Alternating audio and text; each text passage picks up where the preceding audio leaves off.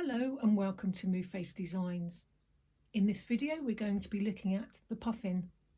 He's 14 inches by 11 inches. He is from my new range of patterns called Thrifty Patterns.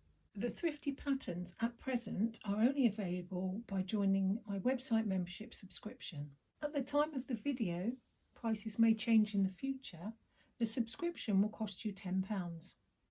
That £10 gives you access to our membership only portal, and it will entitle you to 40% off 10 patterns over a 12-month period. The patterns on the membership portal range from £3 to £7 depending on the size and complexity of the design. And then on those prices you take off your 40%, which will give you an amazing price of £1.80 upwards for your patterns. At the time of launch for these patterns, there were around 25 to 30 on the portal, but we are adding them as quickly as we can, so there will always be plenty for you to choose from. So if you're interested in getting some fabulous patterns at ridiculous prices, come and join the subscription. We do have some really good other patterns also available on the website. I'll put some links in the description below. So that's enough about our subscriptions. Let's crack on with the Puffin. I would say he is for a confident beginner. He's of a fairly small size, so I think it's something that we can enjoy but finish fairly quickly. So the first thing I would normally do when I'm doing an animal would be to do their eye. There's not really much going on with this one, so what I'm going to do is, as you can see, I've outlined this piece already. I'm going to do these two pieces together. So we can see that it's white at the top and grey underneath. I'm going to use that as a rough guide and do that whole section in one piece, and I'll show you how. So I'm assuming that you know that this is parchment paper that sits over the top, and we need to prepare our fabric. So if you don't know how to do those, go back and look at some of my earlier videos and you'll be able to see the whole process from start to finish on how we get ready to start the collage. So this has said it's white and then gone into grey, and that's obviously the way the light is on the animal. So I've picked up a whole load of whites, and you can see they're not just whites. I've got some creams, I've got a few greys, I've got some with a little bit of pink or peach, but they are probably one of the lightest tones. Now with white, the same with black, it's always quite difficult to get it to look real. So the trick is to get lots of different patterns, etc., but in the same value. And if you look closely there, you can probably see that they are slightly different. So I've got a whole lot of those, and also I've picked up just my grey box, my light grey box, and I've got lots of light grey pieces in varying different values there, but obviously what I will do is I will pick out the much lighter ones to do this piece here.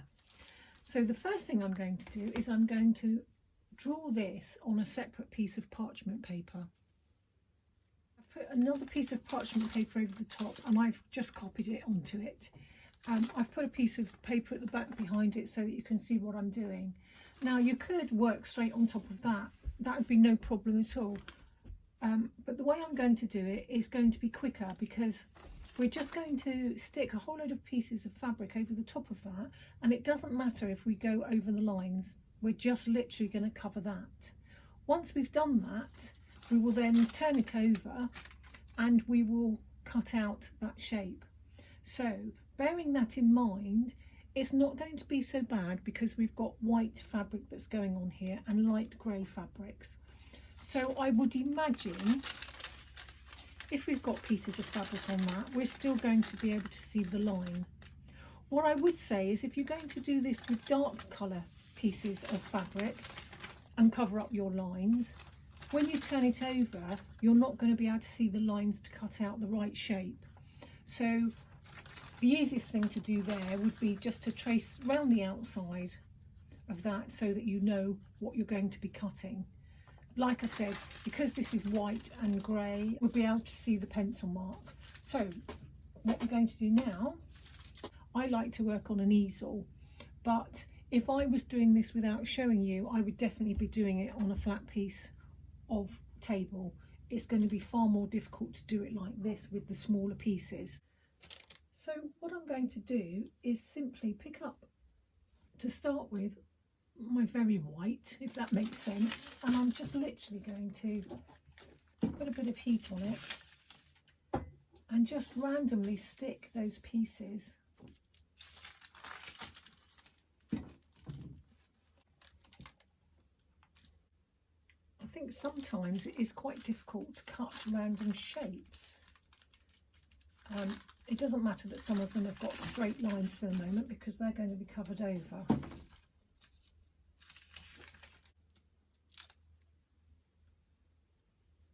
You don't have to be precise with this, you can just cut out whatever shape you fancy and just pop it on there. Sometimes it's better just to randomly pick pieces up. Don't think about it too much. All you need to think about is this bit was white and then it goes into grey. So we'll try and stick with that. We'll try and do as much white in this piece, and you will need some that have got other different colours in it just to give it a bit of texture and a bit of life. And then as we come this way, I'll still keep using the white, but then I'll start popping in a few of the lighter greys, and then till eventually we get to this piece here when it's all going to be light greys. So I'm going to take this off of my easel now and work flat on it, and I'll come back to you once I've completely finished that and you can see what I mean. So I've just cut random pieces, as you can see, white this bit and then heading off into the grey. I'll turn it over, and because these are light colour pieces of fabric, we can actually see the line through there anyway.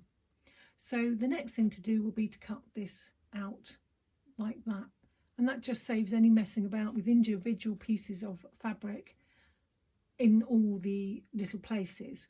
And as you can see, it was only a guide. You can see I've stuck with mostly whites in that piece, and I have still got some whites in this grey piece here as well, just to make it more lifelike really, because you're not going to have a great straight demarcation between one section and another.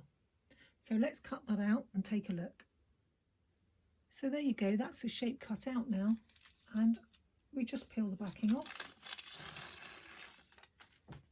and that will sit in that shape there. Now, like I said, you could actually work straight on top of this, but you are going to have to cut every piece of fabric in each of these shapes here. So it's just an easy way that I found to do it. You don't have to, and as I said, you can work straight onto your parchment paper if you want to. When you're cutting it out, if you don't cut it out exactly accurate, don't panic, it is only feathers. So when you're cutting your next piece to sit underneath here, it won't matter if you've gone just a little bit one side of that line or another. And actually, I'm putting that on there like that. I'm a little bit short here at the top, but that will just mean that that shape at the top is just going to come down a that little bit further. It's not going to matter too much.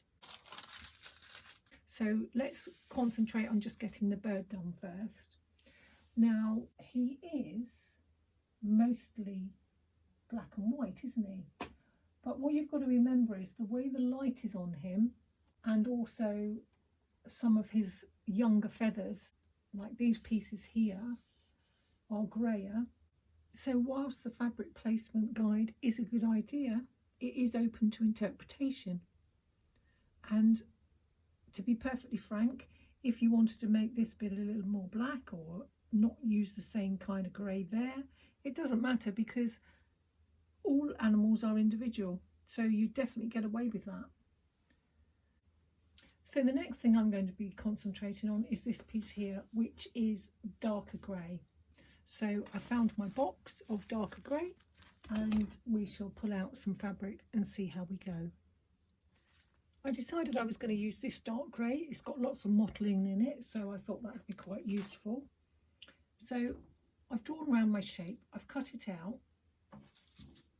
Now what I did do with it, let's put it back up here so you can see, I made this one here as a placement guide, so I haven't done anything with that one, and I'm going to ignore that when I've cut the shape out. And then I've gone round this other one here. So this is my shape. Now that will sit on there. And when I cut it out, I made sure I cut it out bigger than it actually is around there. So when I was drawing around my shape, you can see I went around the shape more so that it slides underneath. So that's it there, slid underneath, and you can see there's a gap there for the other white piece, and then there's another white piece that sits on the top, but that would have been quite tricky to try and cut out. So I cut out a separate piece, there we go, which is this shape here, and that now becomes my placement guide over the top. So that is going to sit there like that. So I will stick the top piece down. Now because I've applied heat, it's now stuck to that piece as well. This piece is still loose, which means I can now cut a slightly bigger piece.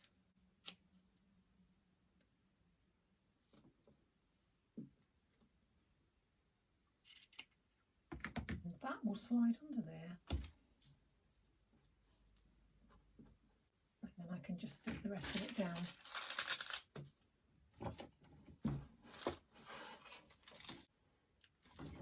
So the next piece then is probably the rest of his tail. Now the whole part of this tail here is black, but the way that the light is landing on him, this is more grey. So we're going to do black in these pieces here, and then we're going to find another deep dark grey to do this piece. So let's see if we can find some fabric for those two pieces. So I've chosen 3 possible pieces. So this is black, and if you can see, it's got lighter black, if you like, on the top. So in theory that could go there, couldn't it? Because we said we were going to do this piece black. Because this is grey, I wanted to do something slightly different. So instead of using a dark grey, I thought I would use this, which looks black when you look at it, but if you put some plain black next to it, you can see it's actually blue. If I was to use this here and use this here, the values would be round the wrong way, because this, although it's black, is a lighter value than this one. So I have got 2 choices. I could either do the darker black there, sounds ridiculous that I'm saying darker black, but you understand what I mean, and then I could have the lighter black there. Or what I'm actually going to do is I'm going to ignore this piece, and I'm going to do this in just plain black so that it looks totally black, and then this piece here I'm going to do in the blue. It's still dark and I want it to be dark. That one I think doesn't work how I want it to work. So they're the 2 I've chosen to use. I've cut my black piece out and put it on there now, and this is the blue piece that I'm putting here. You can see that it's not quite right. I haven't got enough fabric to go right up here. So what I'm going to do is I'm going to put this piece in first, and then I'll show you how I deal with something when I haven't got quite enough fabric. I had enough fabric, but what I mean is when I laid it on there, I couldn't get it all to go in one piece. So the last piece I've got to do is this piece here, and I still want it in the same piece of fabric. So I will draw around it now the shape that I need. Where it overlaps here, I'm not going to slide it underneath this piece because that is a straight line. I am going to put this piece just over the top. And what I'm going to do is I'm just going to invent a wavy line. So now I'm going to cut out that piece. I turned it over and drew round the shape on the back because obviously I couldn't see the line I needed to cut. And now I'm just going to stick that piece there on top.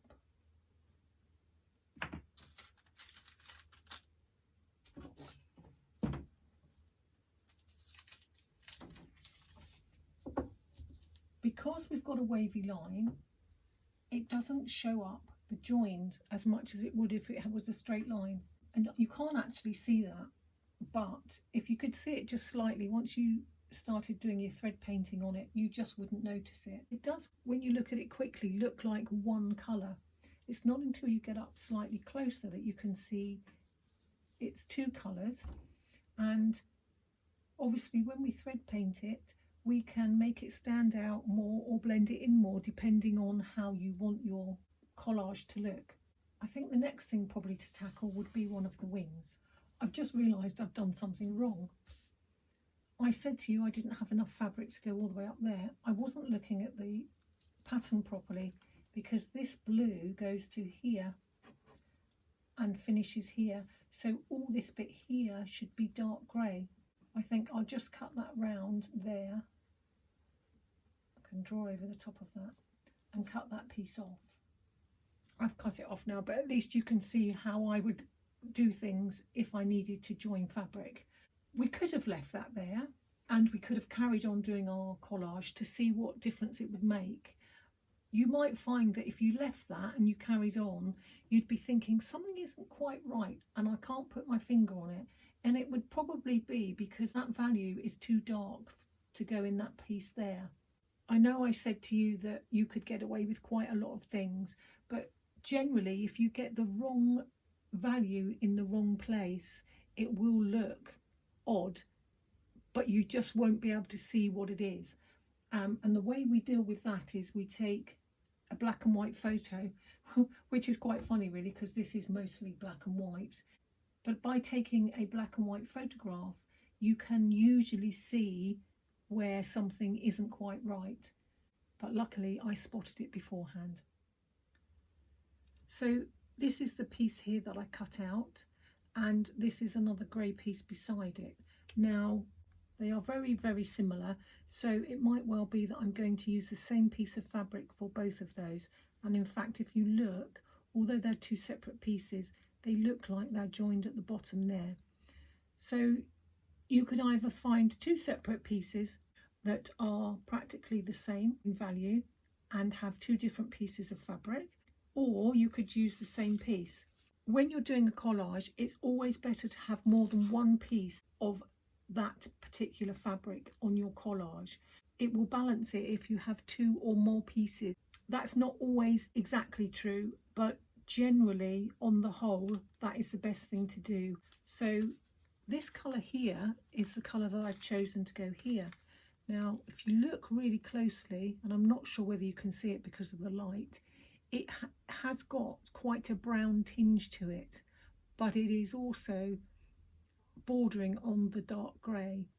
So I'm going to use that piece in there. We've got sort of browny greys coming up here, look. So that will help blend all of those. So we did these pieces in the dark brown that it's got a grey tinge to it, and then these pieces here need to be really dark brown. So I found a piece of dark brown fabric and I've already drawn around it, and as you can see here, look, I've drawn over this fabric because these are the pieces that are going to slide underneath, and these are the pieces that are going to attach to that piece. So I've drawn around it, and then I've drawn around it on the other side so that I can cut it out now. I'll have to put just a little tiny bit of heat on it just to hold it while I cut it. So I've added this piece in here now, and you can see there is a little difference, but it's not a mega difference. And the same with this piece here. Now this also is a brown, but it's a slightly lighter brown than this one, but it's a little bit darker than this one. So this was the brown that I used to go in this piece here, and this is the brown, but you can see it is a different tone, and that is going to go in that piece there. And there is another piece there that's very similar, and another piece here as well. So I'm going to put this piece in all three of those places there. So I've added these three pieces here, which are still fairly dark. If I show you the pattern, you can see that this is actually quite light here. I'm not going to go quite as light as that. Originally, I thought I would go with something like this, and then decided I think that was just too light. So I've come up with this one. Now it is sort of like greeny grey, but it's got brown in it as well. So I'm going to do most of the feathers and that with this colour, and then we've got the darker browns that sit behind it. So I pulled out this one to go behind it. Hopefully this will be quite good because it looks like feathers anyway. So I'll crack on and do these few pieces here, and then we'll take another look. What I decided to do with these pieces was to cut this in one whole piece. If I put it up the right way, that might help. So that's going to sit on there like that. And what I did, as I was drawing around all of those, I then did my placement guides on the back of this. So as you can see, I didn't bother to go over the lines when I was cutting that piece. I've just left it as my placement guide. I didn't use this to cut my shapes from because I wasn't that accurate when I did that. That's just really to do the placement. I then took my piece of fabric and traced them all, and here they are, some little pieces that are going to make up the brown piece that sits over the top of that. Now that was quite fiddly because they're all quite small pieces, and really what I could have done, or maybe what I should have done, was have done my plain colour first and then cut the bigger pieces out to sit on top of that, and then I wouldn't have had to have done all the fiddly pieces on top. So whilst you're working, you will always find a better way of doing something the next time, but that is just a note for you to remember moving forward. So we've stuck this piece on, and then the next piece is this brown piece which I've already cut out. And again, I didn't think forward. So when I was drawing around this shape, I didn't allow for any to slide underneath this piece. What I should have done is stuck this piece down and then used my brown to draw this piece and make sure that I had enough going underneath there. So I'm not quite sure whether this is going to fit or whether I'm going to have a gap. So we'll put it on there. See, in theory, if that was how it should be, we've got gaps here. Don't know whether you can see that. So that's not very good, but what I'm going to do is I'm going to cheat a little bit, and I'm just going to drop it down a little piece.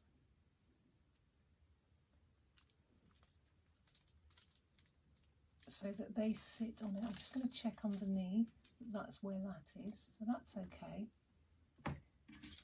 I'm going to stick that on there.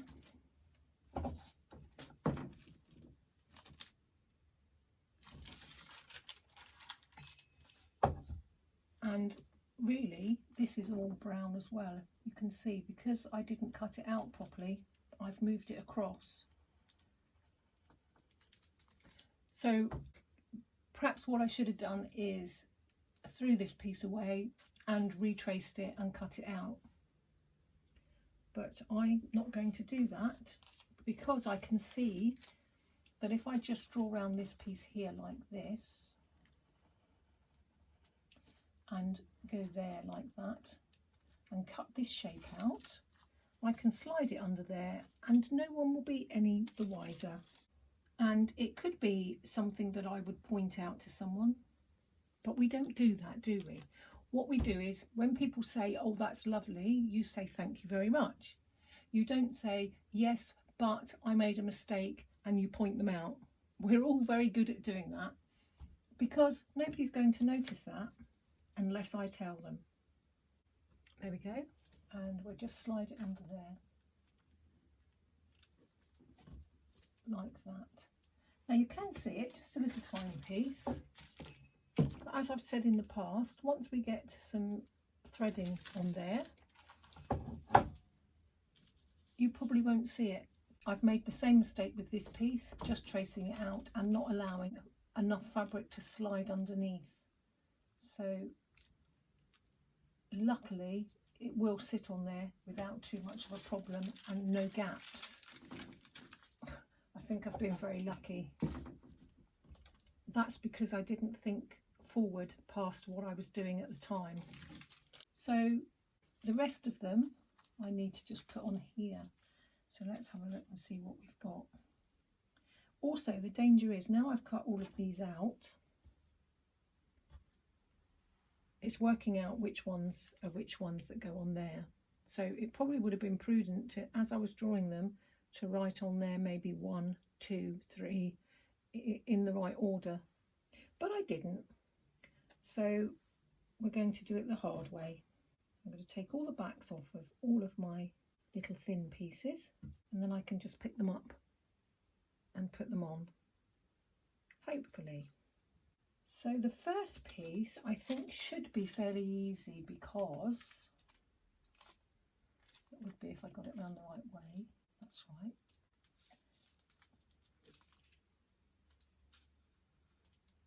And I think it goes something like that.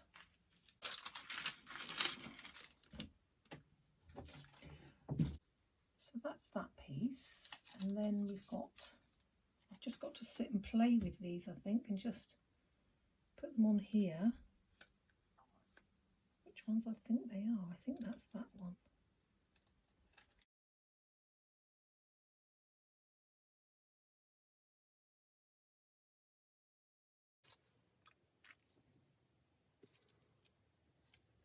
I think sometimes as you're producing your collage, you have to kind of think on your feet, because if things don't work out quite how you want them to, you just have to go with the flow and make them as best as you can. So I think I've got one left now, and that looks to me like it goes in there somewhere. So must be that one there. That's it, something like that there.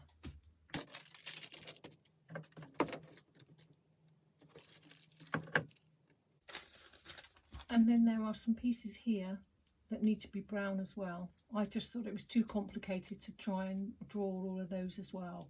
So I'm going to do all of those pieces in one go, like that. So I'll cut that out and we'll get that put on. And that's that bit added on the edge there.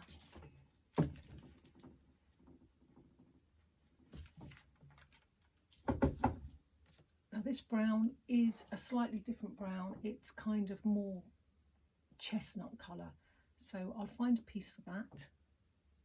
And then we'll look into the rest of these pieces here. So this piece here, which I said was more chestnut, I've done it in a piece of this. So it's still fairly dark, and I think it fits in better than, say, something like that. So the next thing we're going to tackle is this piece here and this piece here. Now, they're not exactly the same, but I am actually going to do that all in one piece. And then I'm going to stick this grey piece over the top of that. So I've cut out that piece of fabric there. What I didn't do was I didn't do the guide on there for my fabric placement. So I'm just going to draw around that for a second. and that will just give me a rough idea of where I need to put the next piece. So I can confidently put that under there now.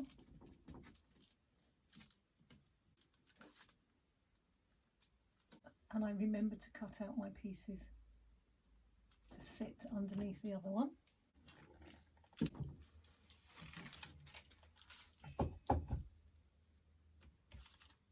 And then I'm going to use this as my placement guide. If it was round the right way, that is. So it goes there, roughly. Oh, now I've stuck that down. And it needs to sit under there. So you have to be really careful when you do this because it might not work. So all I do is I heat it up again, so I'm making the glue as flexible as possible, and then before it has chance to cool down, I'm quickly going to see if I can just stick my tweezers under there, put it up gently. Phew. So now we will try that again. That's going to sit there, and that is going to come down over the top. You'll find as you do lots of collages, you will come across all these problems all of the time. I don't think there's ever been a collage that I have completed without making any mistakes in it at all. There's always ways around them. So I don't consider them mistakes anymore. I just think, oh, I've forgotten to do that, and then I can put it right. So don't panic if you make mistakes. We all do. I make plenty. So the next thing we need to look at is this cluster of feathers here, and this one here, this shape here,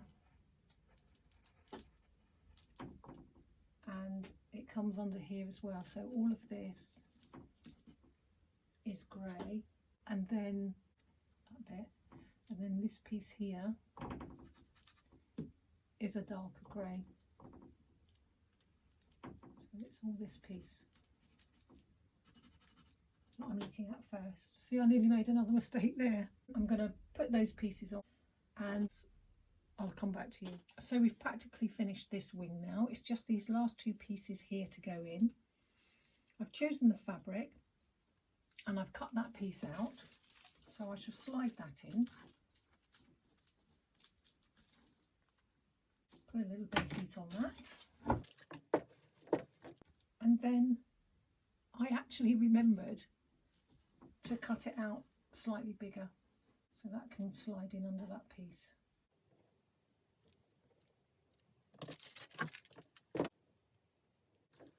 So that's that finished now. And what I'm going to do now is I'm not going to do that other wing for the moment. I'm going to have a little go with the face and maybe this last little bit down here. I did this piece here and I did it in exactly the same way as I did this. Obviously the pieces are slightly smaller because it's a slightly smaller shape. So I'm just going to pop that in there. Now I could have done that in one piece, but I just felt that because this has been done in lots of little pieces, I would continue the theme there. And actually when it's in there, it could probably be that complete piece of fabric because it doesn't look too much different to that, but still, it was fun. Now I need to find some reds and some pinks to do this part of his beak. I've chosen this colour red for the main piece here. This piece is the pinky piece or the corally piece that's going on top. This piece here is the darker red, so that will go next to this one. And then underneath it starts to go a little bit more orangey, so I've chosen to use some of this one. So the process is going to be the same for this. I am going to do the largest part first of all in the red, and then I am going to use that backing to make my placement guides on it, and then once I've done that, it's just a case of sticking the other pieces over the top. I've done the beak, and I guess this is part of the beak as well, and the white piece that goes across here. So now this actually is white on the puffin, except it has lots of grey in the feathers as well. So what I've chosen to do is to use fabrics like this because it's got a mishmash of grey and white in it. I've already cut that piece, so we'll slide that in place.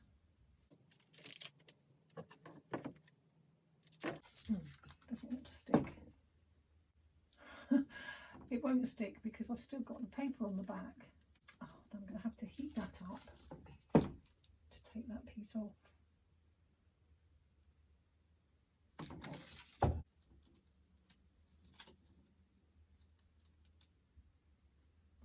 It usually helps if you take the backing sheet off. Right, shall we try again?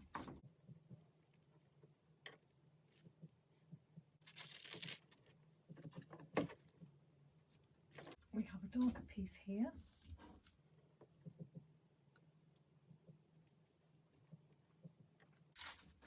Much better.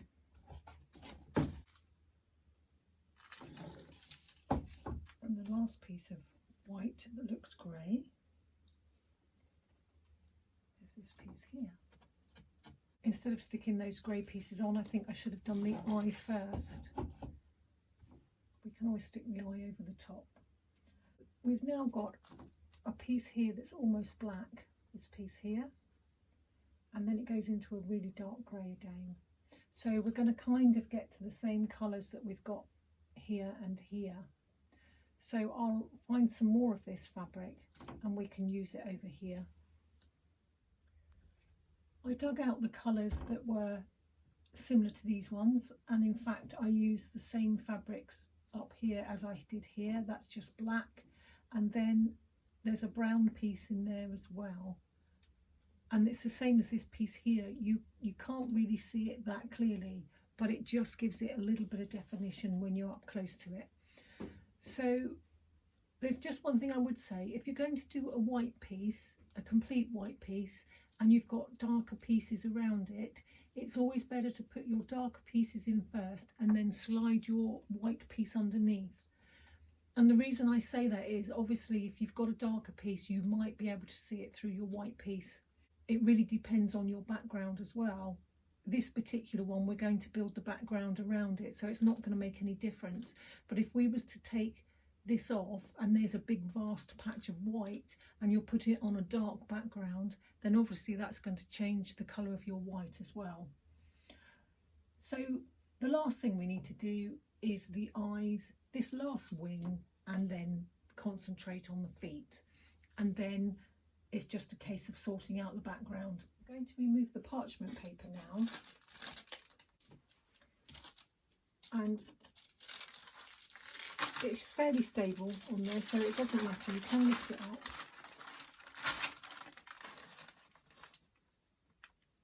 Rather than try to lift the collage off to see the eye, it's easier to do it that way. So I'm going to use these two pieces here. So the first one I will do will be the lighter brown, which is the underneath and the biggest piece. So I'm just going to do that all as one piece. And again, I'm just going to mark on it where the lighter piece will come, and then I'll cut it out. So I cut both those pieces out, and you can see it there. Hopefully you can see the difference in the two browns there. So we'll take this down again.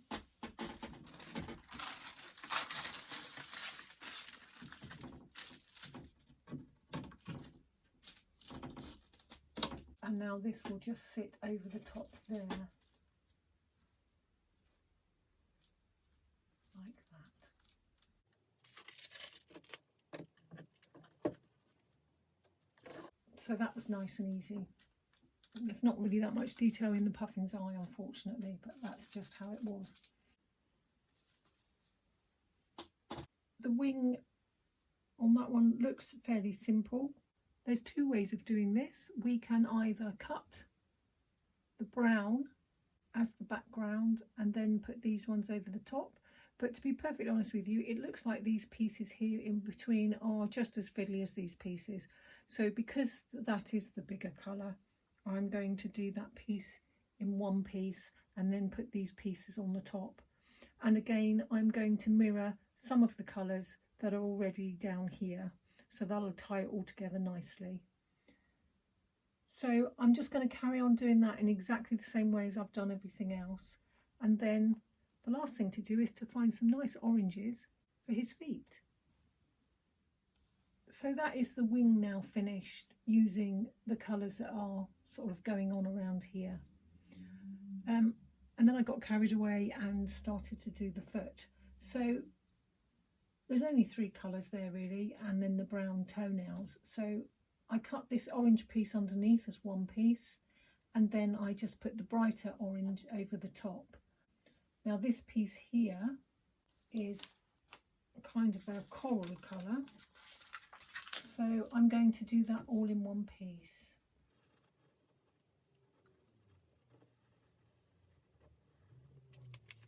That little piece where it goes in there means that it will actually sit underneath this piece here. So we'll cut this piece out, and then we just need some brown to do the toenails. Lift up my fingernail. I think I'm going to stick those 2 pieces, because if I don't, I'll move it and they'll fall out. And then the last piece. Then we've got a deeper orange, more of a muted tone, so I'm going to use the piece right on the edge there.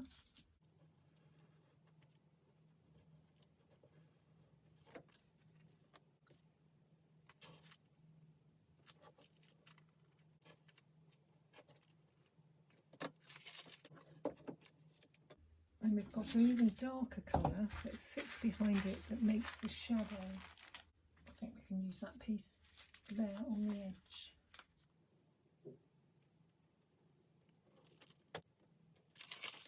That's the shadow under the foot.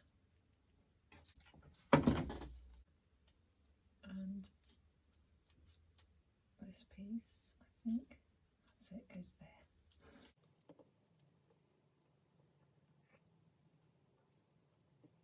And then we've just got one last piece that goes in there.